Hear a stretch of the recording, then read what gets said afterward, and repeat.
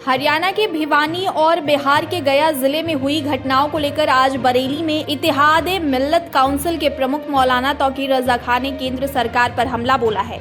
बरेली में press conference कर मौलाना तौकीर रजा खान ने कहा कि हत्यारों की हिमायत में जब सभाएं की जाने लगे तब माहौल बिगाड़ने का पूरा अंदेशा है।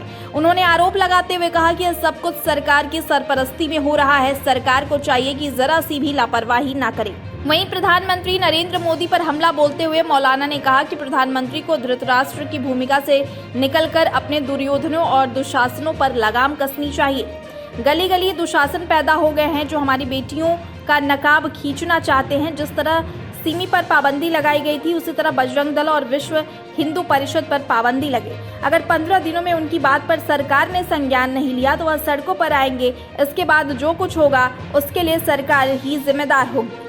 मौलाना ने आगे कहा कि वह संसद का घेराव करेंगे। पूरे हिंदुस्तान में मुसलमान विरोध प्रदर्शन करेंगे। जो लोग संविधान में यकीन रखते हैं उनके खिलाफ एकजुट होना चाहिए। उन्होंने आगे कहा कि राजस्थान में कन्हैयालाल की हत्या हुई थी तो किसी मुसलमान ने उस घटना का समर्थन नहीं किया था। 16 तारीख का कांड है वो। इतने दिन हमने खामोशी इख्तियार की। हमारे बच्चों को जबरदस्ती झूठा इल्जाम लगाकर मार डाला गया और हमने सब्र किया। लेकिन जो लोग नेम्ड थे, जिन पर इल्जाम था, उनकी हिमायत में जब जलसे होने लगे, उनकी हिमायत में धरने प्रदर्शन और सभाएं की जाने लगी, तो हमें लगा कत्ल हो जाना, मॉब लिंचिंग हो जाना ये हिंदुस्तान में आम बात हो गई है। लेकिन गंभीर बात यह है कि हत्यारों की हिमायत में जब सभाएं की जाने लगे तो फिर देश का माहौल बिगड़ने का अंदेशा है। इससे दूसरे लोगों में भी रुझान पैदा होगा कि उन्होंने किया तो उनको हिंदू समाज ने अपना हीरो बना लिया, नायक बना लिया। हम करेंगे तो हमें भी कोई ओहदा मिल जाएगा और हमें भी हीरो की हैसियत मिल जाएगी। तो ये एक माहौल बनाने की हिंदुस्तान में कोशिश की जा रही है। मैं ये समझता हूं कि ये सब हुकूमत की सरपरस्ती में हो रहा है। हुकूमत अगर चाहे तो इन चीजों पर अंकुश लगाया जा सकता है। हुकूमत को चाहिए कि इसमें जरा सी भी लापरवाही देश के लिए बहुत घातक सिद्ध हो सकती है।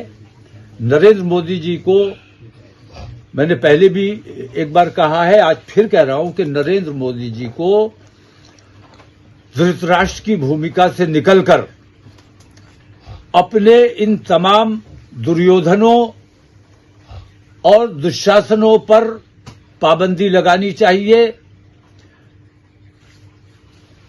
दुशासन ने चीरहरण करने की कोशिश की थी, उसे हिंदुस्तान में आज तक याद किया जाता है और उस पर लानत भेजी जाती है।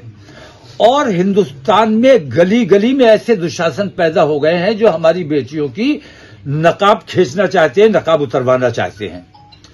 ऐसे दुशासन और ऐसे दुर्योधन जो गली गली कत्ल करने का काम करते हैं, कल रात बिहार में कर दिया, उससे पहले भिवानी में कर दिया, और उन कातिलों की हिमायत में सभाएं की जा रही हैं। ये बहुत गंभीर बात है। घेराव करने के लिए जाएंगे और इंशाल्लाह, मैं बरेली की बात नहीं कर रहा हूं, यूपी की बात नहीं कर रहा हूं, पूरे हिंदुस्तान से मुसलमान और लोकतंत्र में जो लोग यकीन रखते हैं और संविधान में जो लोग यकीन रखते हैं, क्योंकि संविधान से ऊपर उठकर ये लोग काम कर रहे हैं। संविधान में अगर इनका यकीन होता तो चोर को पकड़ के पुलिस के हवाले किया जाता, गौ तस्कर को पकड़ के पुलिस के हवाले किया जाता, खुद उनका कत्ल नहीं किया जाता। तो ये संविधान में जो लोग यकीन नहीं कर रहे, इन लोगों के खिलाफ तमाम लोगों को मुत्तहिद होना चाहिए। और लोकतंत्र की हिफाजत के लिए, संविधान की हिफाजत के लिए हम दिल्ली कूच का जो प्रोग्राम बना रहे हैं, मुझे यकीन है उसमें देश प्रेम की भावना जिन लोगों के दिलों में है वो भी हमारे साथ रहेंगे। देश में जो माहौल है उस माहौल को कैसे ठीक किया जाए। और देश से बाहर यूपी नहीं है, यूपी भी देश में है। और देश का माहौल खराब हो रहा है तो यूपी का भी माहौल खराब हो रहा है। अब मैं पार्लियामेंट का घेराव करने जाऊंगा तो मैं यहां से जाऊंगा, मैं यूपी में रहता हूं। मेरे तमाम लोग यूपी से जाएंगे, दूसरे सूबों से आएंगे।